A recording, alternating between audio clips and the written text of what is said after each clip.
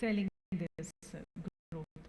So I would like to first invite Ms. Priyanka Chaturvedi, the National Spokesperson of Congress. She is, as I said, the spokesperson. She is also a columnist of Tehelka Daily News and Analysis, and first post a very effective communicator and eloquent orator. I request and invite you for your views.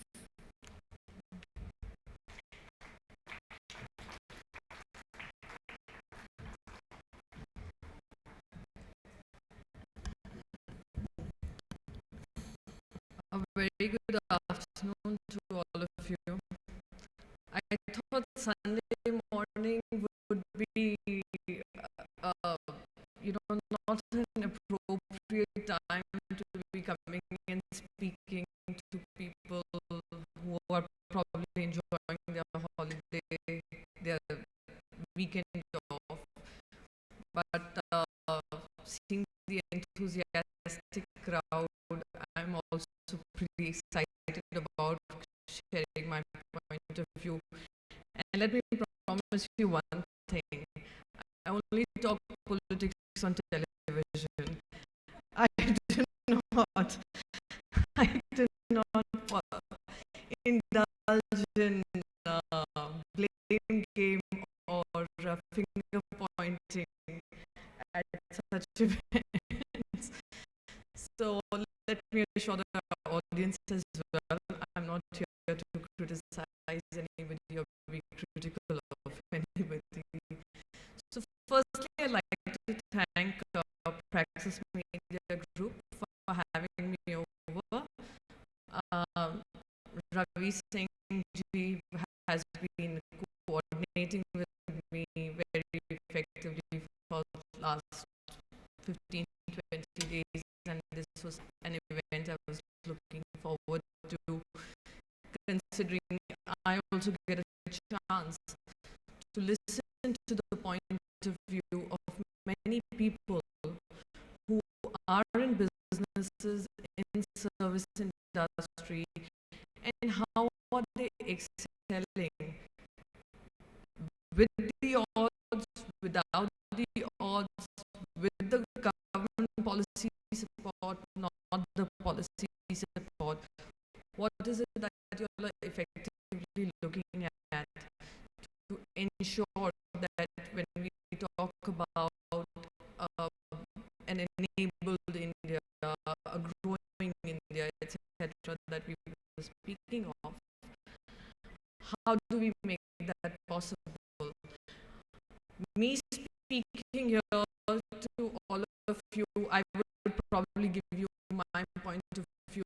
It would be much better for people in businesses to come forward and tell me.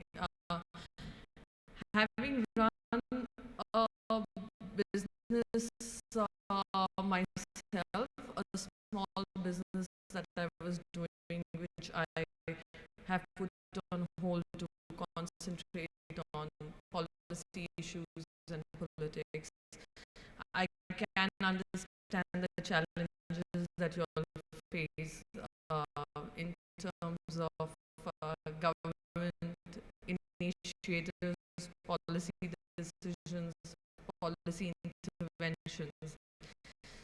So while we talk about that here, firstly I would like to congratulate each one of you for being such trailblazers in whatever field you all have chosen to, whether it is in health, whether it is in education, or any other services that you all are contributing to. So it is indeed because of people like you, the drive that all of you all have, that has managed to ensure that country with or without its government policies, with and without the bickering, is continuing towards a growth trajectory. So the major part of the congratulations that you all deserve, that the country deserves, is to people like you all. So, in terms of the country, if we look at our country as India, like Mr. Gandhi had said, Rajiv Gandhi had said, we are an old country, but we are a young nation. And in this old country, we've had a tradition of being trailblazers, lots of innovations, lots of ideas, lots of thinking, lots of research has contributed to what the world sees, whether it is mathematics, whether it is science, whether it is various other initiatives that India took long time ago. The world came to recognize much later. So we have been trailblazers. India is a country which has been setting the trend, but we haven't been able to capture this entire trend of somewhere after from a country we became a nation. We've realized that there could be some interventions which could have been made and could have led to more innovations, more research, and India being a leader, which have not happened, which could not have happened. Without going into political parties and how we have contributed to research, how we've contributed to innovation, there are things that could have been done better, but there are many things that have ensured that we have a vibrant country which looks and promotes young talent, innovation, research. But even if we look at our budgets today, and we look at where we stand in the world order as far as innovation and research is concerned, we are way behind. And it is only due to personal initiatives, personal drive, that we are seeing a lot of things happening in the country. So whether the governments need to come and step in and make it more effective, more useful, more driven through policy initiatives, is something that I would love to hear from most of you all. Ease of doing business, we talk about tax incentives, which she mentioned. These are things that can happen at a government level. But how do we inculcate an ecosystem that promotes innovation, that promotes ideas, that promotes research? We live in times where anyone who's pursuing a PhD is targeted, is being asked questions like, what will your PhD achieve? PhD is something which gives you immense knowledge of the field that you're doing your research in. And we need such thought leadership. But what I have seen is interesting. I'm not here to be cynical about what has happened and what does not happen. We are here to celebrate excellence in business and services. And all of you all are an example of these initiatives. But what I have found interesting in the recent times, and I would want to dwell on that, is the corporate social responsibility that we've noticed. How corporate social responsibility in terms of funding is enabling thought leadership. Again, India has had a long culture, long history of being more inclusive, donating, creating spaces out of whatever money you have earned, leaving some money aside to ensure others also grow up to the same levels. We have seen the Birlas, we've seen the Tatas who've created institutions of excellence where people still look forward to joining those colleges, those institutes, and they are still leaders in excellence. How do they do that? Even in today's times, of course, it becomes difficult to acquire those kind of spaces, and by the time you reach those levels, it is a huge task. But what is interesting is initially CSR funding used to notice, used to go towards known charitable organizations, known charitable trusts. It was a very hands-off approach, where corporates have been told that this is what you need to do, this is what you need to contribute, this percentage of your revenue should go towards corporate social responsibility. So it was a very hands-off approach. Corporates do not take any kind of responsibility. They hand over the money to a selected NGO after due processes, due diligence, etc. But now we are seeing how corporates are involving themselves in ensuring that there is some kind of thought leadership that they inculcate. I was reading some very interesting companies, how companies are now coming forward to find centers of excellence. They are founder members of centers of excellence where they promote some particular cause that they are close to.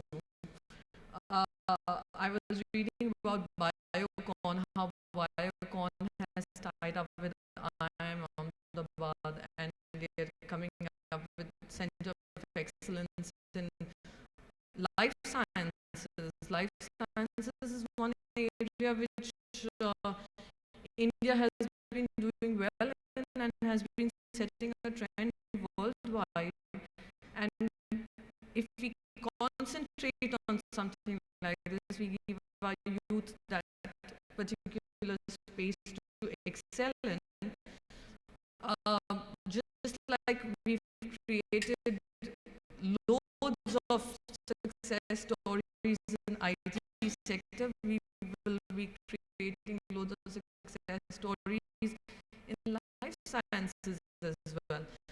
So these are a few ideas that where corporates are now becoming more hands-on, where they believe that if we also start contributing, it's not a hands-off approach where we've given you the money, let them decide what they want to do, where they are themselves involved in introducing technology, introducing innovation, introducing research. They are also funding scholarships. They are sending people abroad on scholarship to get more knowledge of their areas of expertise. So this is what we really need. This is what the country needs.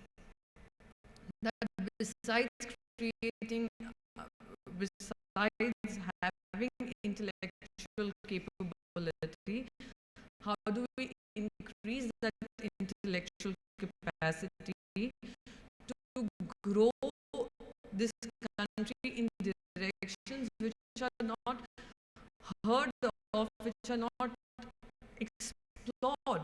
There's so much we can do. We have a young, entire young nation waiting to be led into things which will probably set India on a trajectory which is unbelievably beyond 7.4%. Now, coming back to the 7.4% and the growth story, I just like to mention she said 4.7 versus the 7.4. That is one of the years that India faced in the 10 years where we got a 4.7, which was despite a lot of economic challenges that the world was facing.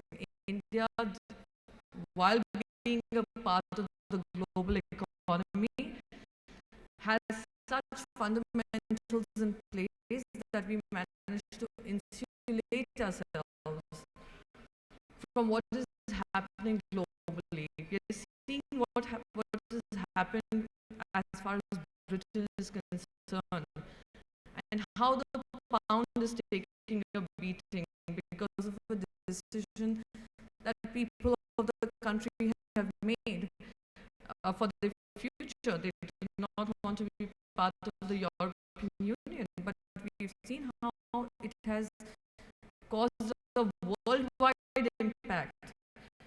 Yet we have been able to insulate our currency, we've been able to insulate our businesses and ensure that least amount of damage comes to our people, comes to our nation.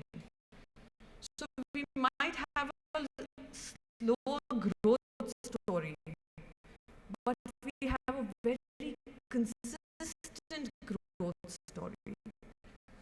Now this consistency needs to lead to higher businesses, bigger businesses, bigger innovations, trailblazing innovations.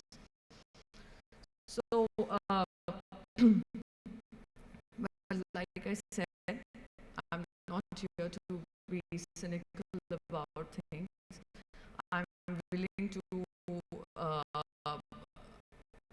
wait for more government policy interventions, irrespective of the political parties we come from. It is, if we grow, if the parties manage to bring in good, important policies, positive policies, it is the nation which grows. And it is the nation, when she mentioned 2-tier and 3-tier cities, the most amount of growth that we are seeing is not coming from Tier 1 cities. It is coming from people from Tier 2 and Tier 3 cities. That is because they have that drive in them. They are the trailblazers. They wish to, they have seen the challenges they face in their cities. They see the problems that their cities face, right from agricultural innovations to rural poor innovations to helping the urban rich also with their innovations is something we are seeing, and it's a tremendous path that we have started to treat on and will excel in. We are very certainly excel in. So, like I said, the country needs more innovators like you, more businessmen like you, who, while talking about their profits, are also concentrating on the value add that they're providing to this nation, the value add that they're providing to the society. Thought leadership is very important.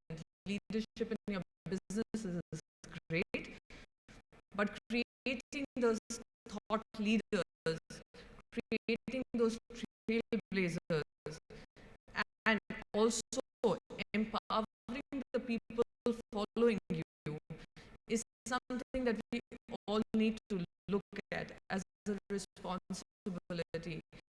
It is not just a political party or a government which is responsible. Every single citizen in the country is equally empowered and equally responsible for creating a society that we live in. Now, looking forward to the award functions and looking forward to meet all the people who have managed to win the awards, and also a big thumbs up to all the people who qualified for these award categories, may not have won the award, but please be rest assured that you all have managed to set a trend which will show results in the coming future. With all the best wishes, and again a big thank you for having me over. Looking forward to the rest of the ceremony. Thank you so much.